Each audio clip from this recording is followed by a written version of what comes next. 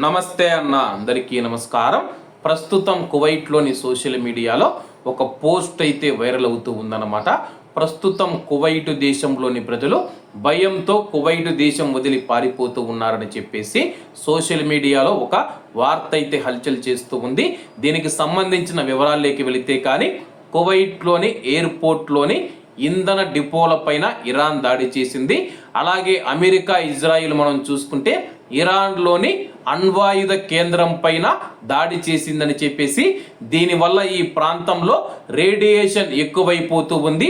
దీనివల్ల కువైట్ మరియు గల్ఫ్ దేశాల్లోని ప్రజలు బయట దేశాలకు పారిపోతూ ఉన్నారని చెప్పేసి సోషల్ మీడియాలో పోస్ట్ వచ్చింది. దీనికి సంబంధించి కువైట్ జాతీయ రక్షణ దళం కీలక ప్రకటన చేసిందనమాట. ఎవరూ భయపడవలసిన అవసరం లేదు. ఇరాన్ దేశానికి సంబంధించిన అణ్వాయుధ కేంద్రం ఏదైతే ఉందో కువైట్ నుంచి 240 కిలోమీటర్ల దూరంలో ఉంది. అలాగే అక్కడ నుంచి రేడియేషన్ కువైట్ దేశానికి వచ్చినా సరే కానీ దారిలోనే ఆ యొక్క రేడియేషన్ తరంగాలు విచ్ఛిన్నమైపోతాయని చెప్పేసి కువైట్ జాతీయ రక్షణ దళం ప్రకటించింది. కువైట్లోని ప్రజలు ఎవరు భయపడవలసిన అవసరం లేదు. ఏదైనా అత్యవసర సమయాలు వచ్చినప్పుడు మీరు ఇంట్లోని కిటికీలు అలాగే మీ యొక్క ఇంటి తలుపులను మూసుకొని ఇంట్లోనే ఉండండి అని చెప్పేసి ప్రస్తుతానికి పరిస్థితులు అలా లేవు. సోషల్ మీడియాలో వచ్చే వార్తలు ఎవరు నమ్మవద్దు. కువైట్ ఎయిర్పోర్ట్ మూసివేసి ఉన్నారు.